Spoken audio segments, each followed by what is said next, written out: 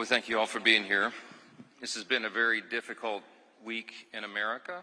There's a wide range of emotions that have been felt by the American people and, frankly, by leaders in the nation's capital. Sadness, of course, unspeakable grief that people have felt. Many of the people here assembled in Statuary Hall today were personal friends of Charlie Kirk, knew him well, watched his ministry and his organization develop over the years. And then the sadness for so many of us turned to anger, and there's been a mixture of emotions that included fear on behalf of a lot of people around the country. This heinous political violence, an assassination. Our friend Charlie did not pass away in a car accident. He was assassinated for standing for his political beliefs.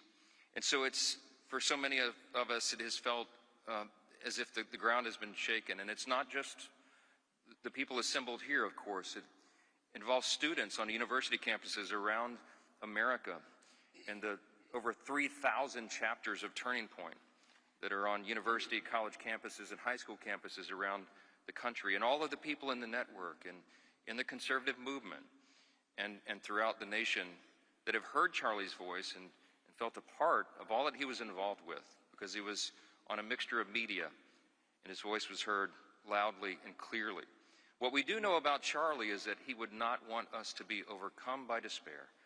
He would want us to carry the message forward, to honor his memory, and to expand the legacy they left behind. I've spoken, as many of us have, at a lot of memorial services over the last several days, some in my home state. We had one here at the Kennedy Center last night, as you all know. But we felt it was appropriate for us to gather here in the nation's capital in Statuary Hall to mark the passing of our friend, to share in a moment of reflection and a prayer together, which we'll have in a few moments after a few of the leaders speak here briefly. But I've summarized in every public remark that I've given that I think the best way to honor the memory of Charlie Kirk is to live as he lived.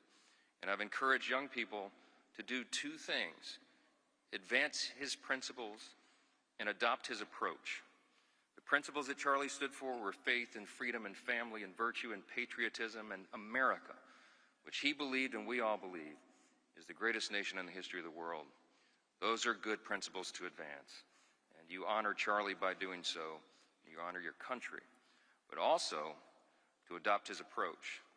Because Charlie was a happy warrior, and he was not angry at anybody about any of those things that he was advancing. He never hated anyone. In fact, in Charlie's own words, he was motivated by love. He believed in the words of Scripture. He identified himself to be a Christ follower, and he tried to model that every single day in everything that he did. And as I remarked a couple of times already this week, what I loved about Charlie the most is even though he could win any debate, he never held it against anyone on the other side of the table. To the contrary, he was the very first person to reach out a hand of friendship or to put his arm around the shoulder of someone who was on the complete opposite side of the political spectrum, philosophy or ideology, because it was about the people. That's what Charlie represented, and his legacy will go on. Scripture reminds us that we should not be overcome by evil, but we should overcome evil with good. That is the legacy of Charlie Kirk.